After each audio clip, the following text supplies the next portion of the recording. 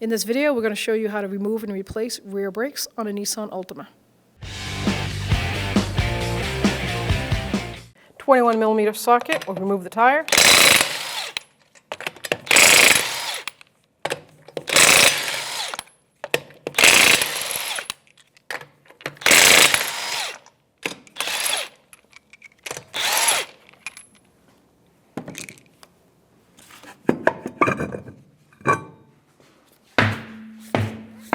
Remove the rubber boot for the bleeder screw. We're going to break that bleeder open so we can push that caliper piston back, not put any air back into the system or compromise the ABS system.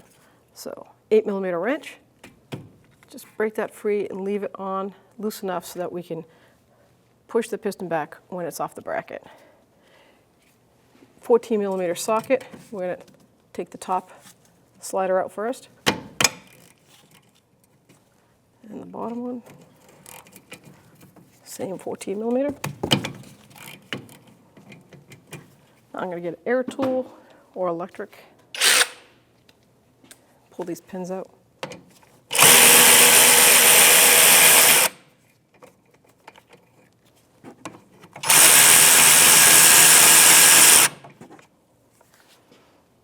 Notice when I pull the slider pins out, the top one should have a boot on the end of it. Make sure you always put that back in the top one, and the bottom one will not. Let's set these aside. Now we can push this caliper right off that bracket. Inspect that piston boot. That's the dust boot. We want to clean any dirt from it. If we're going to push it in, we want to make sure it doesn't take any dirt into that piston seal. I'm going to get a pair of my pliers. I'll line them up.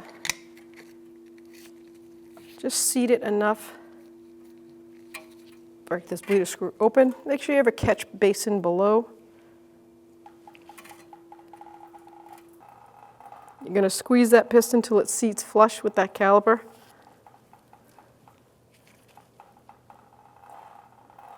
Now that that piston's pushed all the way in that caliper, I'm just going to take my 8mm wrench and I'm going to snug up that bleeder screw so it stops leaking. I can take away my pliers. Now I'm going to take this caliper and I'm going to push it up here because I don't want it to dangle from the actual hose, put any pressure on that. Now we're going to remove our 2 caliper mounting bracket bolts. That's a 19mm socket.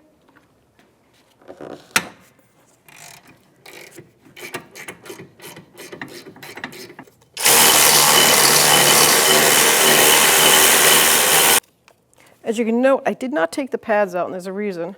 I like to leave them in. That way I can make sure I put the correct pad in the right position.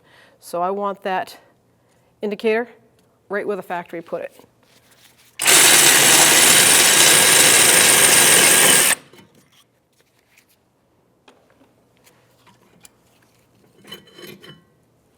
Now we're going to remove our old rotor. I'm just going to grab this firmly, pull back and forth, slide it right off.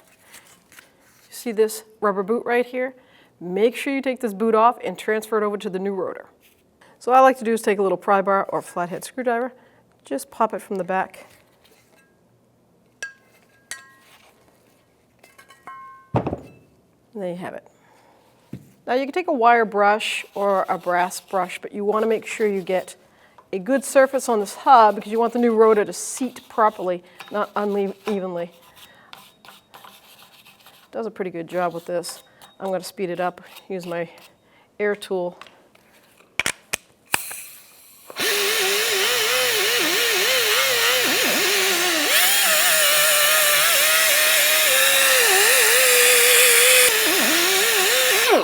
I'm using a Scotch pad, by the way, not a sanding stone. And then we're just going to use my tool that goes over the stud and get around that. And now I can take some parts cleaner, clean that up. I still have my basin below to catch all this.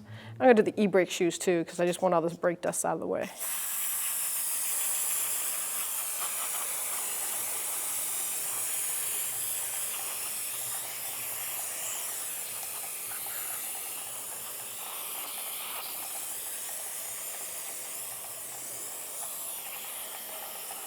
Nice new clean beginning for the new rotor.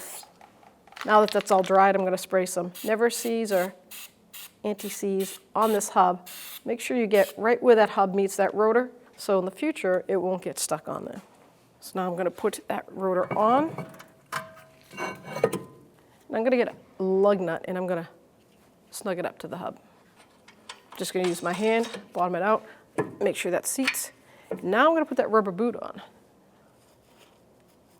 One side in, then just pop the back side. There you go. So in like this and then pop. Now with some brake clean, I'm going to clean off the surface of this new rotor. I'm going to do the same on the back. I'm going to spray right here where that caliper goes and spin it.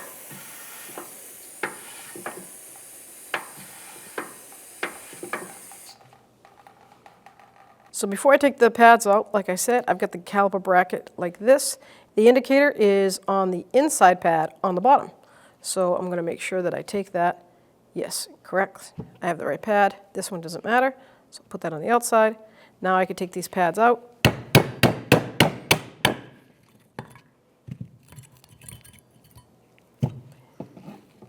I'm going to leave the tins in to clean it because it's holding it firmly.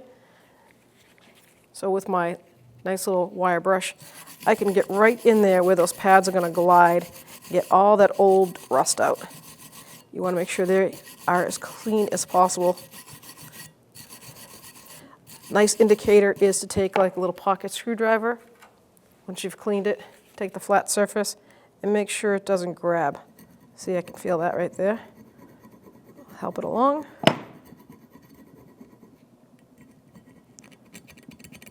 And I'll just take the brush to it again.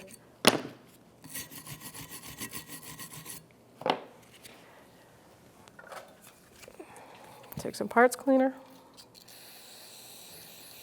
Sometimes if it gets, there we go. Now it's nice and smooth. I'm going to flip it over, do the same on this side. Then I'll take these tins off and do the caliper itself bracket and the bottom half of the tins. It's just easy to hold this way. Sometimes you'll get new tins, but if you don't, this is what you need to do before you put the pads on. Let's pop that off.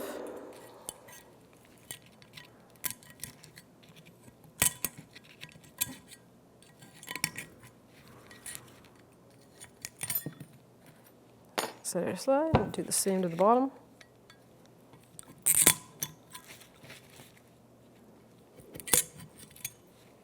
Look at all that nastiness in there.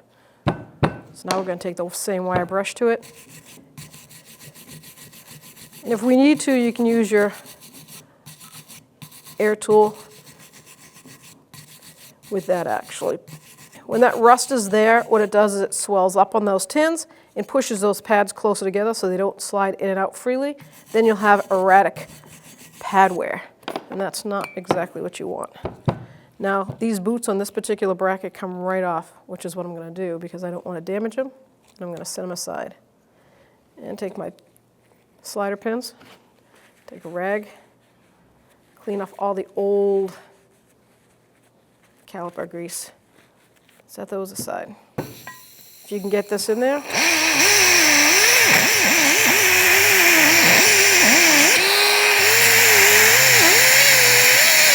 now we're going to take our tins that we cleaned on this side, I'm going to turn them over and use that wire brush. Sometimes the manufacturer takes, you can see like it looks like a little piece of paper here. They have like a double-sided sticky pad, and that's what they use. And this is what happens to it. It gets old and rusted. You can see the material coming off right there. And just scrape that clean and flush both sides with that. It's going to hit that bracket. You want nothing to compromise it in there too. Take some parts cleaner and really clean that up.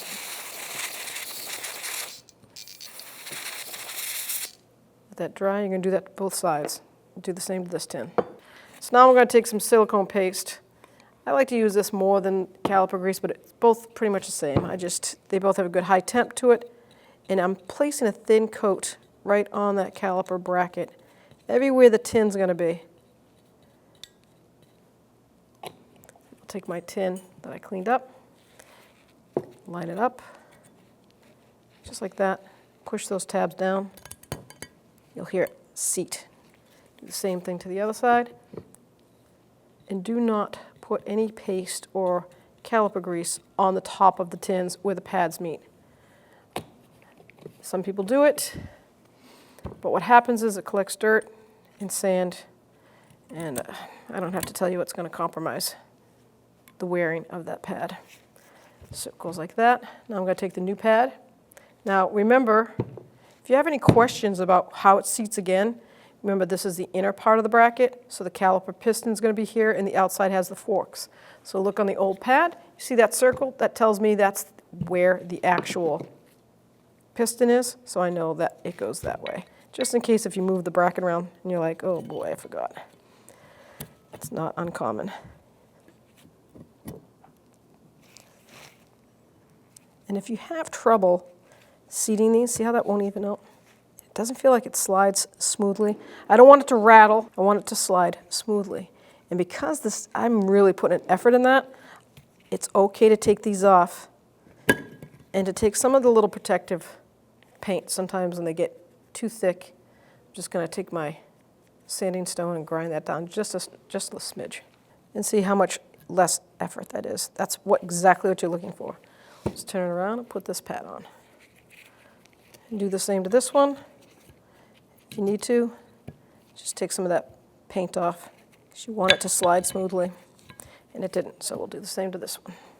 Perfect. Leave them on the outside, right, seated right there. Now we can put our pins back in. So we can take the same silicone paste, and I'm just going to give it a light coat. Put that boot on, and I like to take some of the paste or the caliper grease and put it on the inside. I'll just squeeze it around in there. That keeps it nice and for reserve for the future. So now this is the bottom, so you're going to take the bottom slider pin and just pre-seat it before you put it on the actual car. Set that aside. Do the same to the top bracket. That's the one with the rubber bushing on it. Take the boot bushing and put some silicone paste on the inside and get that to seat inside there. Then you'll just seat that bracket.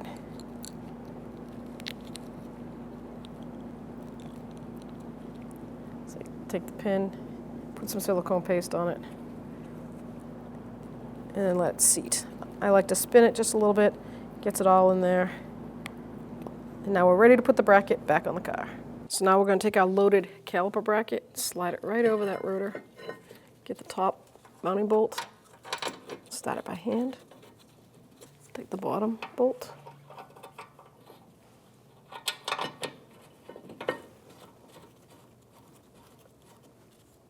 seat those pads. We're going to hold on to them too.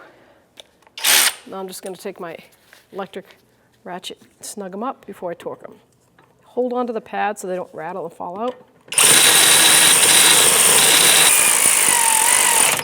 So the torque for the caliper bracket, rear caliper bracket to knuckle is 62 foot-pounds.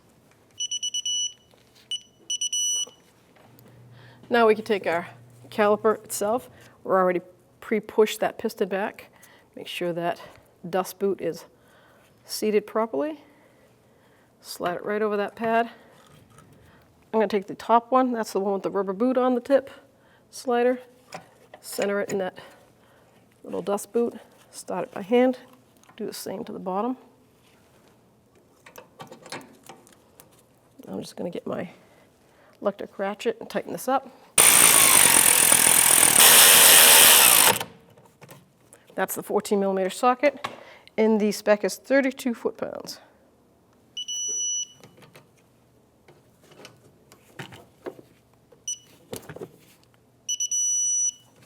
I'm just going to open that bleeder screw, make sure my catch basin's still underneath. I'm just going to open her up and let it gravity bleed. Make sure you see no air bubbles coming out. I give it like a 2 to 3 minute bleed, and then we'll snug it up, clean it up, replace that rubber boot. Now I'm just going to snug that bleeder screw right down. Make sure it's tight. Take some cleaner, clean that up.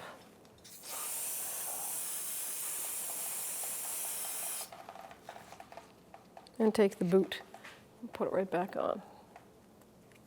If you used a lug nut to help seat that rotor, remove it.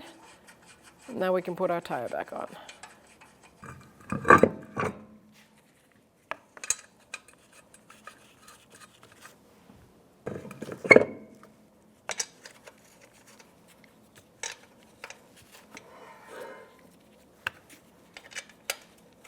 .21mm socket, and we're just going to snug them up and torque them to factory spec. Crisscross pattern.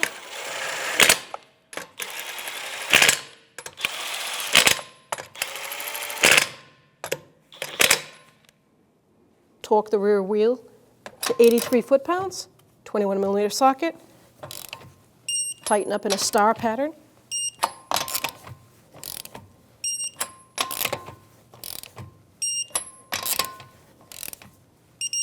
Double check.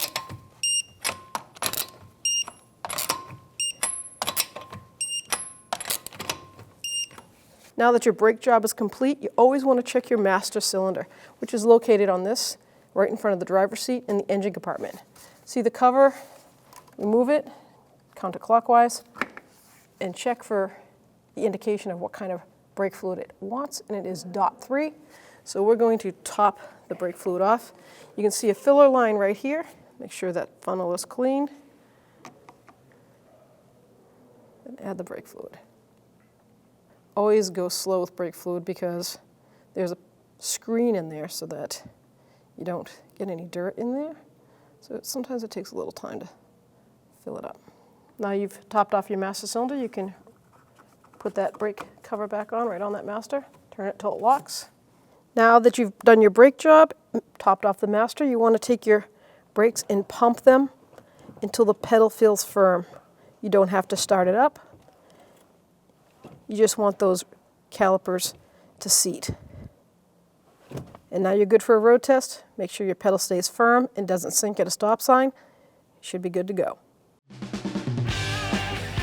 When only the best will do, demand TRQ. The only company that lets you view before you do. TRQ is committed to offering the highest quality aftermarket auto parts that are engineered for peace of mind. Thanks for using and viewing with TRQ.